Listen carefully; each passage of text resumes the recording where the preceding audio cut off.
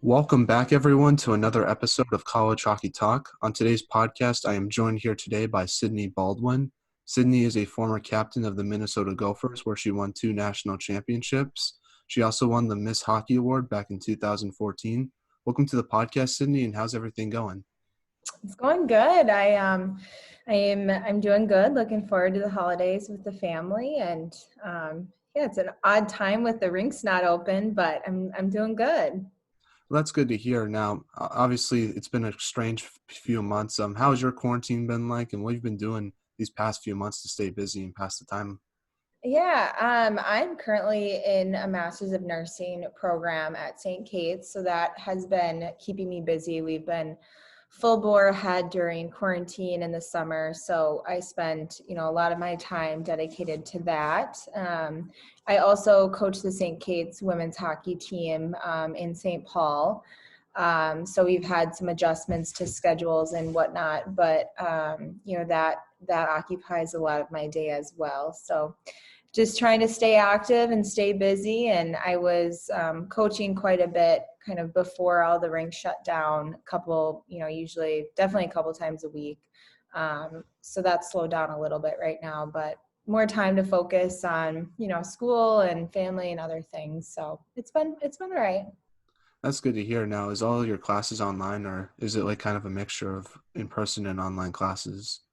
For the majority of everything is online. We are still able to go to the hospitals and do our clinical work. So that's a couple weekends every semester, usually more towards the middle of the semester. So I'm on break now, I guess you could say, until next semester starts up. So. Well, that's good to hear. Now, I want to start off talking about the beginning of your hockey career. You're from Minnetonka, Minnesota. Talk about what it was like growing up there, and how did you start playing hockey? Yeah, my parents do not have a hockey background at all. We joke that our neighbors started playing hockey, so therefore my brother and sister who are older, wanted to lace up the skates, and my parents were kind of the queen and king of putting on equipment wrong, whether that's shoulder pads or whether that's elbow pads on your knees or whatnot. So I started playing I saw my brother and sister, kind of transition into playing hockey regularly. So my parents threw me on the ice, kind of doing some figure skating lessons, and I loved it and I never looked back. So, Now, did you have like a favorite player growing up, and if so, who was it?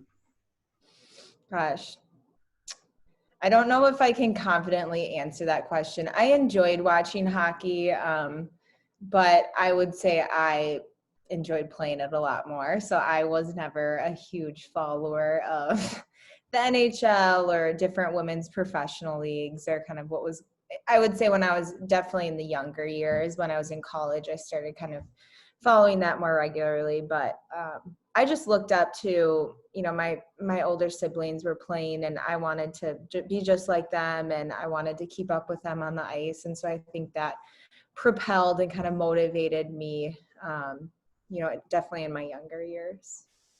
Yeah, and before Minnesota, you played for your high school in Minnetonka. Talk about your experience there and what it means to you today. I just feel immensely grateful for growing up and playing hockey in Minnetonka. I can't speak highly enough of the coaches that I had growing up. Charles Morin, who's Sid Morin, is playing hockey professionally in Finland right now. Scott Bowman, Dean Williamson.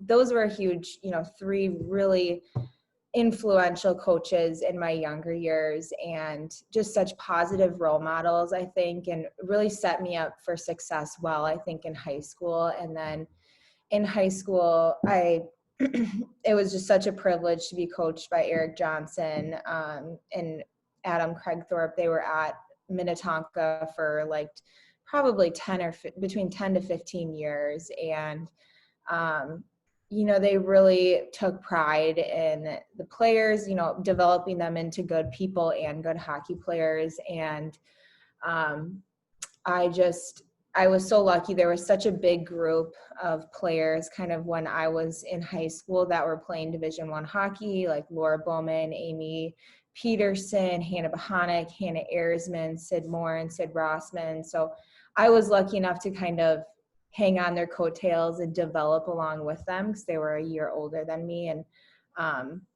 it definitely helped elevate my game, I think. And, we had an awesome 4 years at Minnetonka. I was lucky enough to be able to play with my sister for a year. So it was just a great, great experience. I truly feel very grateful to have had the youth and high school hockey experience that I did. Yeah, I was going to ask you, how did your time at Minnetonka prepare you for college hockey? Because I was checking some of the rosters in the past few years, and there's been a lot of D1 commits. Kippen Keller went to Minnesota. She's from Minnetonka, as well as Presley Norby. Well, both of them have had successful D1 hockey careers. How does playing with those type of players help your hockey development, and how does that help prepare you for college hockey in the future?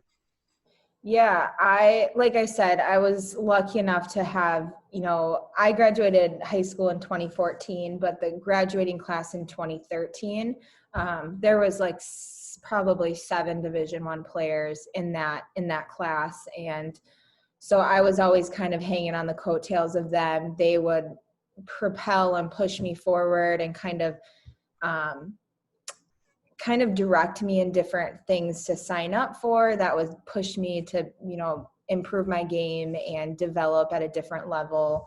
And so that group was so dedicated to hockey, and, it really kind of made me realize, that my passion was hockey and that I wanted to spend a ton of time developing those skills. But at the same time, we had such deep relationships within that core group of us that it was just so much fun being at the rink. Like, we truly, truly enjoyed hockey and being there. And I think that by far is the most important thing, is like, you just can never lose the joy that hockey and sports brings you.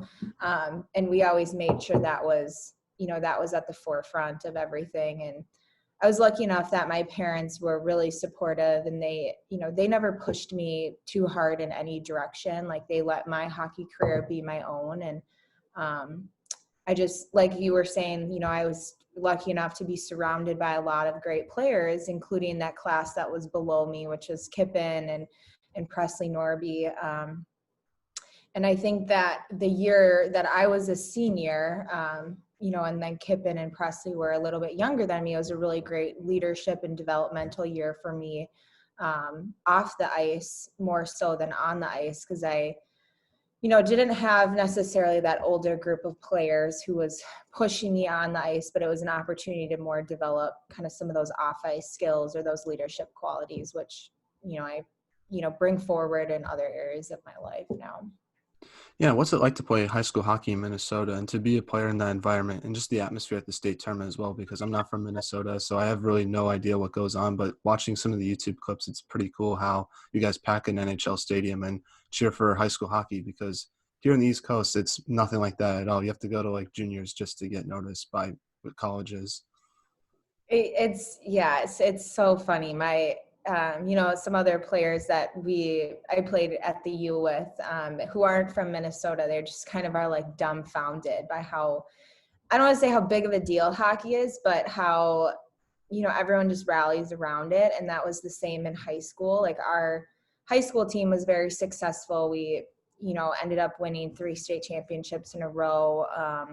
And as a result, there's kind of a lot of hype around the team and around what we were doing. And, that transitioned into people really caring about hockey and caring about the players in the team and wanting to be there and support our team. And it transitions really into big crowds and big fan bases. And it was so, so fun. I mean, it was some of, by far, my greatest hockey memories were from high school. I think just being at the state tournament and, it's so cliche, but you think about how so many high school hockey players like dream of that moment. And, for me to be able to be there 3 times, was just so special to me.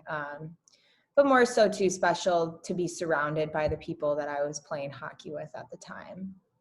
Yeah, and you won the Miss Hockey Award in 2014. Talk about that honor you received, and for the people that don't know, what is that award? Um, Gosh, you could maybe answer that question better than I could, but the Miss Hockey Award, from my understanding, is kind of an accumulation of the best on ice hockey player coming out of Minnesota, graduating that year, combined with some service and leadership, some leadership aspects in there as well. So I was lucky enough to win that award in 2014. And like I was saying, that 2014 was a really special year for me, I think, kind of growing up and maturing as, a leader and as a person off the ice and as a captain. Our team had been immensely successful the previous 3 years with winning 3 state championships, and we seemed to be in kind of a rebuilding year, my senior year, just with a lot of graduations. And it was really an opportunity for me to look internally and figure out how I can be better for the team, and what avenues and aspects am I coming up short or can improve to become like a better person and player, moving into the future. And I was lucky enough to receive that award, and it was shocking to me, honestly, when you kind of see, look back and see the other people who have received that award. It was very special. And I feel very grateful to even have my name kind of in that realm of players, to be honest.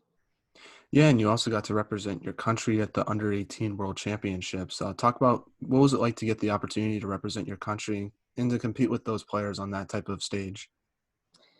Yeah, I was involved with USA Hockey for throughout kind of high school and and into my college years, and it's such an incredible opportunity. I think you players who are able to put on that jersey, dedicate so much time and energy into hockey and improving their game. And it was special to kind of feel the accumulation of years and years of hard work into getting to that opportunity. I truly never thought that was something that was even a possibility, like with my hockey game. And it was special to every opportunity I had to play with USA was such an honor, and it was really special. Yeah, and I want to ask you now, what was your recruitment process like, and why did you choose the Gophers at the end of the day? Because I just assume you probably got a lot of schools looking at you, especially because of your success you had at Minnetonka. The recruiting process, I think, is very challenging for high school players. I feel for players who are getting recruited younger and younger, because it's an enormous decision. I think sometimes you don't even realize it a little bit. Like, you have to pick not only the school that you want to be a part of, factoring into location and size and all these other factors, but then you have the whole hockey element of the players and the coaches and the cultures. So it's a really big decision, and that didn't sit lightly with me. I definitely was a lot slower in my recruitment process, and kind of pushed it off as long as I could, just because I was so focused on what was happening, in high school with my own team, that I just didn't want to be thinking about the next steps yet. I just wanted to be focused on the season and, performing at my highest ability. And I really appreciate, my parents were immensely supportive of me along the way, and taking me on visits, and, being thought partners of what I wanted and what I was looking for in a school. And I held off on visiting Minnesota for a while, just as I was going a little bit slower through the process than others do. And I visited there probably, 4 or 5 times, and was communicating with the coaches throughout, the whole recruitment process. And I just realized at the end of the day that, that was a culture I wanted to be a part of. The coaching staff, I felt like I clicked really well with the coaching staff, and something that was always really important to me with hockey, and that I tried to live by every day, was that hockey was a part of my life, but it wasn't my whole life. It's a part of who I am, but it's not all of who I am. And I really felt like the coaching staff at Minnesota saw that and, recognized that we are people, we are hockey players, we are all these other things, and hockey is important, but it's not the whole encompassing aspect of who we are. And that mindset was really important to me. And I just felt like Minnesota was the best fit for me from a school standpoint, a hockey standpoint, a culture, a player standpoint. And there were so many of the players that I had been playing with and that I played summer hockey with, who were all going to Minnesota, and it just felt like it was going to be the best fit for me. And it was the best decision I've made. Yeah, and talk about what it was like to play under Brad Frost, and the rest of the Minnesota Gopher hockey coaches, and how have they helped your hockey development in the past few years? They are phenomenal. I mean, I just can't speak highly enough of the three coaches at Minnesota. I truly, truly have been so lucky with the coaches that I've had throughout my hockey career and, journey through hockey, from youth hockey all the way to college. And they were so, so phenomenal. They held us accountable, but they loved us at the same time. They cared about us as people, as students, as, just cared about they cared about all aspects of our lives. Like, it wasn't just about hockey. They cared about how our family was doing, how we were doing in school, our relationships. They truly cared about us as people off the ice. And, I think that makes your team and your unit closer and, just band together a little bit more. And I think that's what gets you through kind of the tough situations and the tough games, is you have kind of this commonality and this unity. And they pushed us in a way that was never too much, but it was always like just enough. They were great. I can't even put into words like how phenomenal that coaching staff is, from Brad, Joel, and Bethany. I mean, they are all encompassing, just a great, great group of coaches. Yeah, and I want to transition to some stuff that happened on the ice as well. What was the biggest adjustment you had to make to your game as a freshman in college hockey? Was it like the mental side, making quicker decisions, or was it more the physicality, since you got to play with players that were 4 years older than you were at the time? That's a good question. Gosh, I would say I think my biggest my biggest struggle in college was always confidence. Like, I struggled kind of having confidence in my abilities. And I think that was a little bit of a pitfall for me, or that kind of hindered my playing a little bit. I think confidence is something that it takes like 1 second to run away, and it takes a long time to gain and to have that confidence that's gonna withstand, really tough plays, tough games, tough experiences, tough mistakes. So that was something that I recognized, and I was always trying to keep my confidence in check. And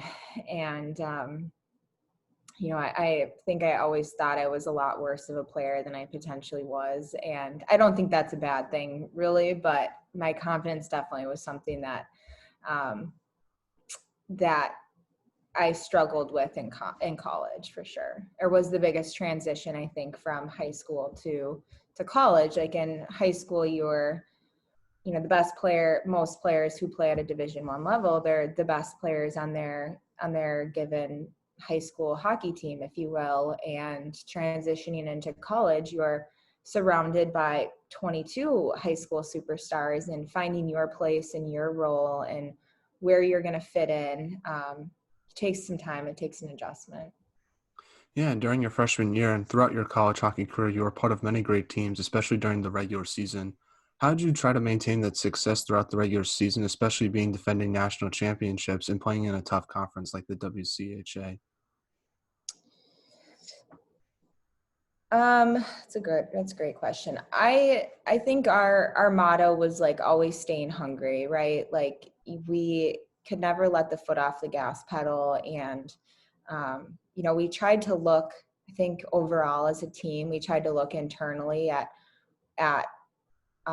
who we are, our success or who we are as a team, rather than looking externally at all these other teams. So we are holding ourselves to our own standards and measuring ourselves against ourselves. I think that's important to do, especially when you're at the top of your game or you're at the top of the league, is to measuring your success to your own team, so that you are able to track those improvements or the gains you make as a group. But our motto was always just kind of staying hungry and trying to go, what's the next goal and how are we going to get there? What are the steps and things we need to do to reach those next goals? Yeah, and in your freshman year, you lost to Bemidji State in the WCHA semifinals. How did you use that loss in the tournament ahead and to help your team during that national tournament run you had your freshman year? Gosh, I'm not the best historian at hockey games, but I do recall this game. Like I said, any team I think experiences adversity, or you're never gonna always have a perfect season, and I think that game was a little bit of an eye opener for us. Definitely taught us some lessons moving forward, and we are lucky enough to have another opportunity to continue on our season, right? So we had to, I think, win the following 2 games against Bemidji to advance onward. So we were lucky enough that loss came at a time where we could still rewrite the story, or we still had an opportunity. And whenever that happens, I think it's important to look internally about, where our shortcomings were in that game. Like I said, we always look internally. So it's what did we do, not what did they do. And that was something that we took moving forward at the following 2 games. And when the season is on the line, you got to find the next level, or that next little bit of energy, or the next little kick that's going to propel you forward. So we had just such a strong mentally and, great hockey team that we kind of banded together and were able to learn from that mistake and find a way to get a couple wins the following weekend. Yeah, I want to talk a little bit more about that national tournament run you made your freshman year. You played Wisconsin in the semifinals. You shut them out that game as well. What was that game like for you defensively as well? And what was it? What was your feelings heading into the national championship, your first time as a freshman? Gosh. Definitely heading into the national championship, a lot of nerves. I think as a freshman, you don't necessarily know what to expect. Everything is heightened for everyone, but I think the nerves definitely are in effect when you're a freshman and kind of a newbie. But I was lucky enough that we had great leadership on the team that year, and really looked up to the upperclassmen, and they kind of led the way for us. As far as playing Wisconsin, I can't say I recall entirely, but I know in those tough games against Wisconsin, and definitely in my younger years as a freshman and sophomore, I tried to be very defensive oriented. So making sure that I did my job in the D zone and shutting them down was something that I took a lot of pride in, definitely in my underclassmen years, because that was my role at the time, and I wanted to fulfill that to the best of my abilities. And it helps when you're surrounded by some other amazing hockey players. Like that year I was playing with Rachel Ramsey. I was playing with Melissa McMillan, I believe. And, they made me feel very comfortable. I knew that they always had my back. They were phenomenal hockey players. So it was not hard to play with them. Yeah, definitely. Now, you played Harvard in the national championship game and you won that game. What do you remember from that game, and what were your emotions that you were feeling after winning your first national championship, especially as a freshman? um, I felt, gosh, I was so happy that we won for our seniors and our upperclassmen, because they, had been working for 4 years to get to that point, and it was so great to finally get over the hump. And there's only one team that wins their last game of the season, and to be that team, having success in my high school years and then again at my college years, it's kind of like I had to realize that like this wasn't normal, that this doesn't happen all the time, but just felt so grateful to be a part of such phenomenal teams with great coaches. And I think, winning those big games, it it's like a reward for all your hard work, not only from that year, but you're playing hockey for 15 years beforehand. It's like those are the awards that are an accumulation of all the hours that you put into hockey and all the extra ice sessions and stick handling and shooting in the garage, and it's exciting to see that pay off.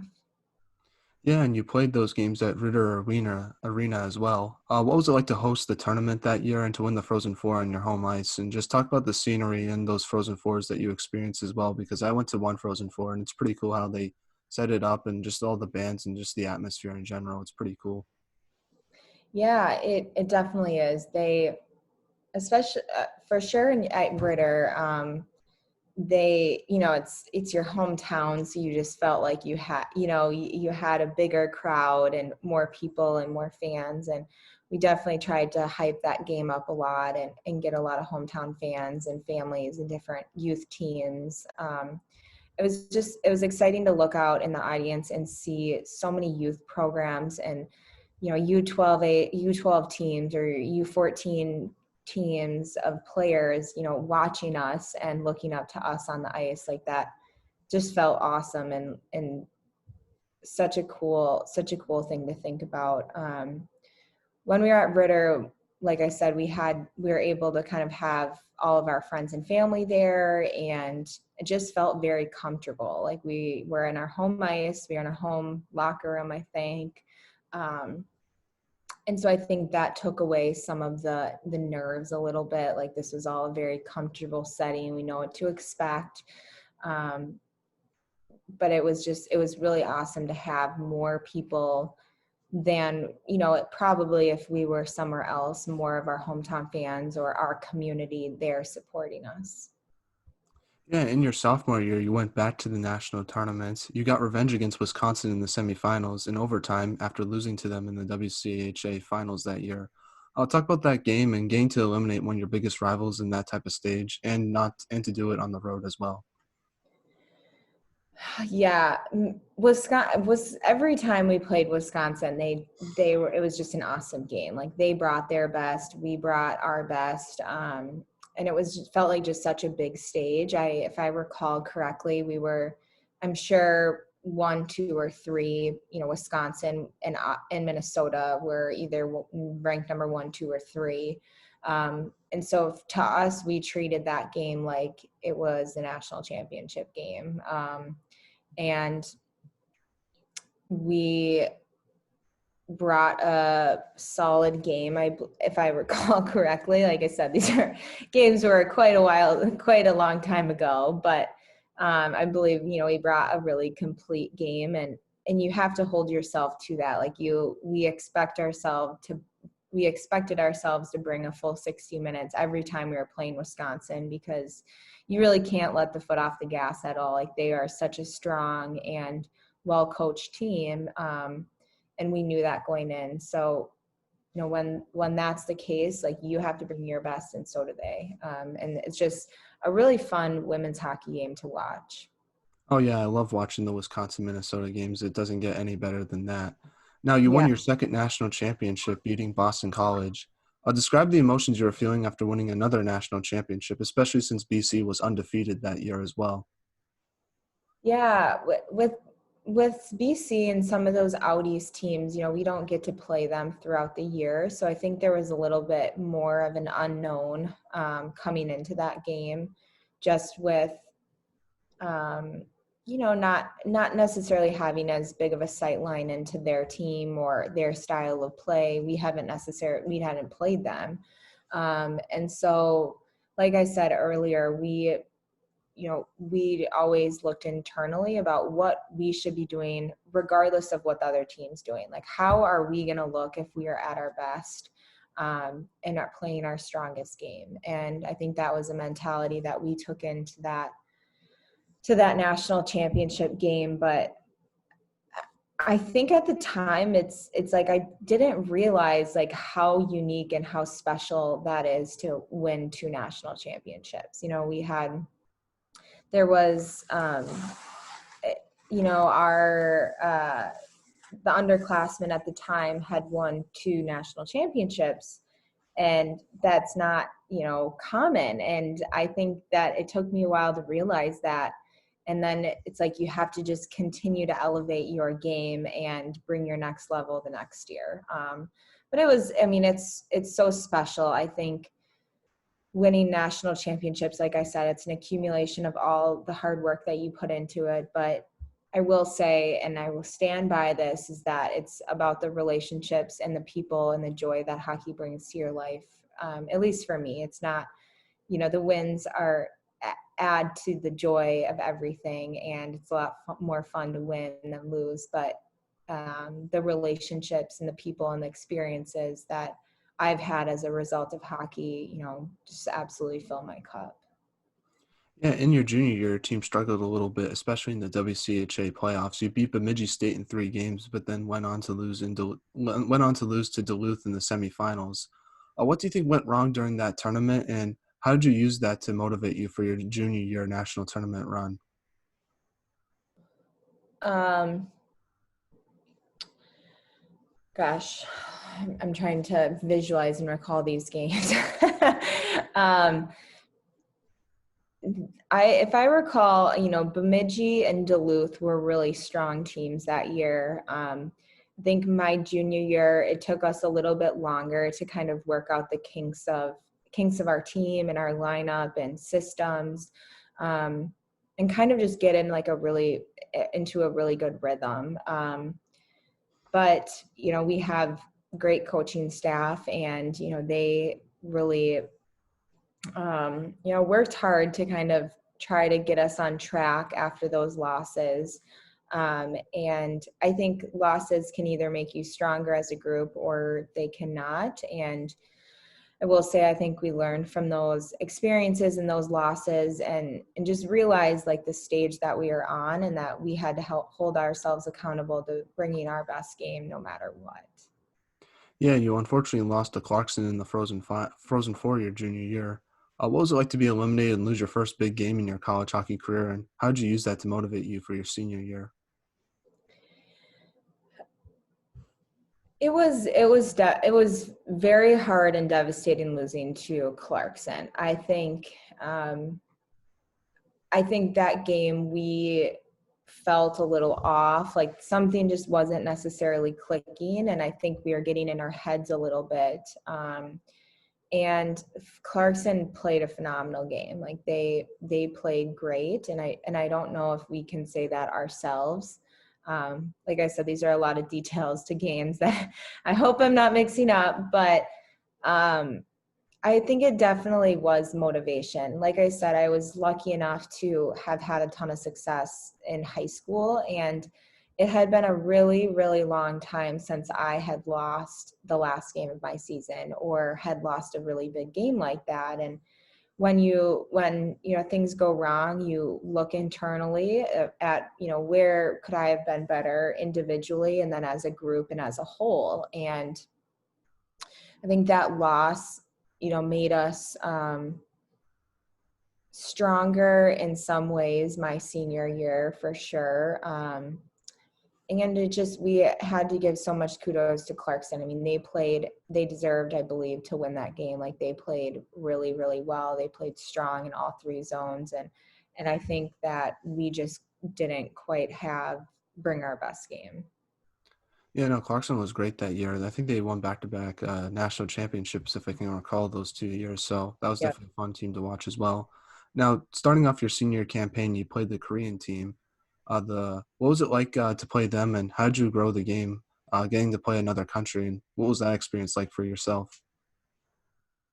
It was really exciting. The first game of the year there's always a lot of excitement, and it seems like a long summer and a lot of practices, and you finally get to put all that work in and play a game.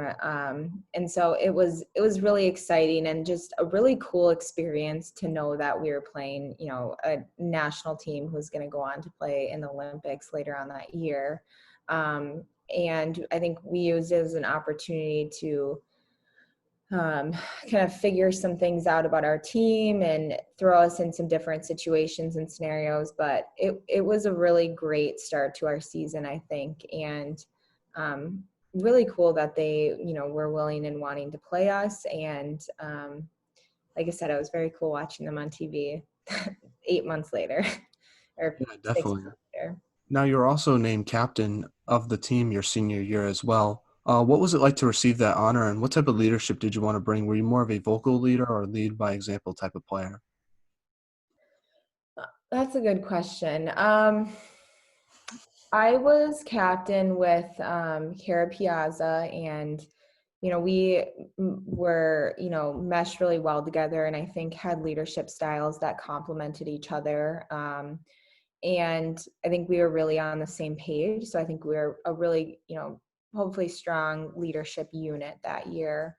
I think sometimes as a leader, you have to be a leader by example all the time. Like, no matter what, you have to be doing the right things for the right reasons at the right times. But there's a lot of times and it's a lot tougher for people, but you have to be a vocal leader, and you have to, make a stand sometimes and form an opinion and, rally the troops. And so I think you're called to do a lot of different things as a vocal leader when you're a leader of a young team. And so I think that was an opportunity for me to step out of my comfort zone and grow in my leadership skills. And, felt grateful that me and Kara were in that journey alongside together. We, like I said, complemented each other really well, and our leadership styles as well. And, I think we're able to just feed and bounce things off of each other. So it was a good learning opportunity and a good year for me. Yeah, you won your first WCHA championship that year as well. What was it like to win your first league championship? It was, it was really special in a lot of ways. Obviously, the national championships are something that people don't forget. But that year, winning the WCHA we had a really tough year, who went through a lot more struggles, I think, on the ice. And than what we typically had been going through in the past. And a lot of people, I think, kind of wrote our team off. And that winning that championship, it was so, so special because we had been losing a lot more games than we traditionally had been in the past. We were struggling in more areas or different aspects. And winning that championship was an accumulation of two incredibly strong games by us. Like, we just brought our best, and I don't think a lot of people expected us to win that by any means. And I think in some ways we might have surprised ourselves a little bit. Like, we knew we were entirely capable of doing that, but we really, really rallied together. And that was one of my favorite memories, I think, on ice accomplishments from my college career.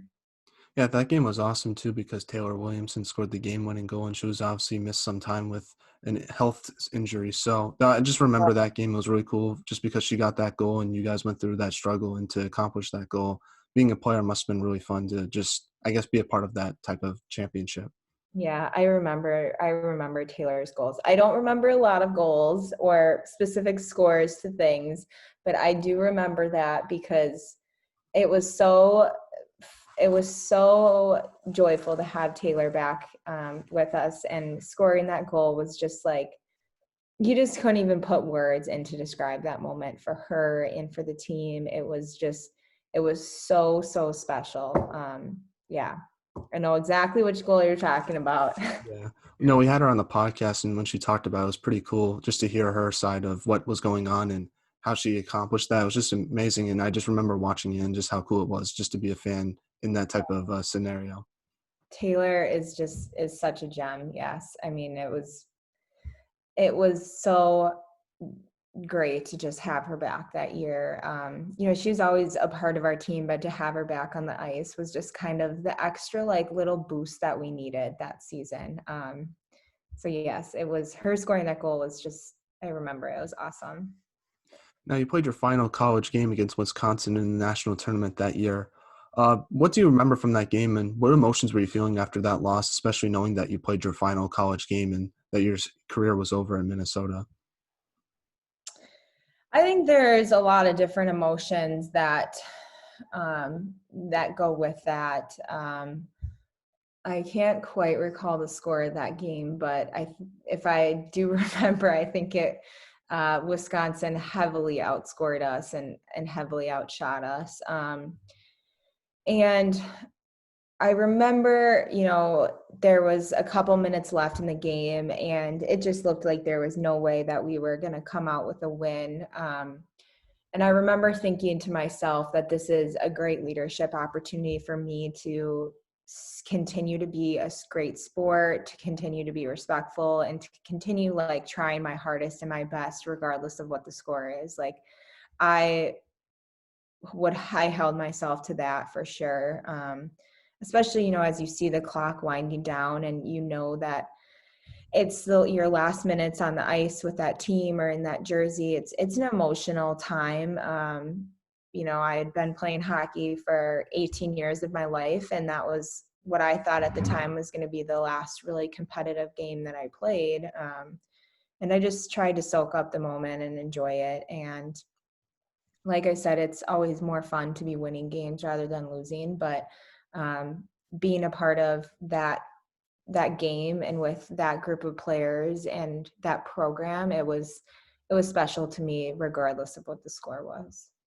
Now, overall, what did you take away from your time at Minnesota? I know you've been talking about just the relationships you made off the ice and what you learned off the ice, not just on the ice as well, but just overall on the ice and both off the ice. What did you take away from your time at Minnesota that helps you even today? Yeah, the relationships, I mean, is I think the biggest and most important one to me. I mean, some of my best friends are players that I've played at Minnesota with that I'm in contact with every day. And so that is the biggest thing for sure. As far as other things, I definitely grew a lot as a person, I think, in different aspects, and, grew in my leadership abilities, grew in, how I function as a teammate and in groups, and, what it means to be all in with a program or be all in towards a goal. But again, the thing that I take away the most with me is the people and the experiences and memories that I've created. Said it a million times, but those are the things that, stick with you beyond whenever your hockey career is done. Yeah, and after Minnesota, you played in Austria. What was it like to play hockey in Europe, and what do you remember from your time there? Yeah, I was lucky enough to play in Europe the year following Minnesota. And I think I was kind of at a crossroads of not necessarily knowing like what I wanted to do and knew I wanted to travel a lot, was contemplating going back to school. So it was kind of an opportunity for me to, expand my horizons, travel a lot and figure some things out. And Caitlin Riley, who I actually graduated with at the U, came and played with me as well, as long as another childhood friend, Blair Parent. And we had a blast. Like, it was such a meaningful and memorable experience. We were able to travel to like 15 different countries at least, and got to be able to continue playing hockey. So it kind of made the transition of it slowed the transition of transitioning out of competitive hockey, and it was just a great experience overall for me. Now, being in women's hockey for quite a long time, what do you think should be done to help grow women's hockey in your opinion? Oh, that's a great question. I think that, definitely more coverage of women's hockey, more airtime, more, we want more and more people playing youth hockey, I think, is the biggest thing that translates into more players and more women's and girls hockey players. So continuing to invest at the youth level, I think, is a huge one, but also then highlighting and spotlighting, the different women's hockey competitive leagues that are playing right now. There's, obviously the NWHL and the PW, or the Players Association, who are playing right now. And so kind of highlighting those two leagues where you have really competitive post-grad players, I think is a great thing. Yeah, and I hope this podcast is a little platform to help that growth a little bit, highlighting athletes from women's hockey. It's been fun to talk to many of them, and I hope this helps just a little bit, in my opinion. For sure, absolutely. And you are definitely shining a light on it, that is for sure.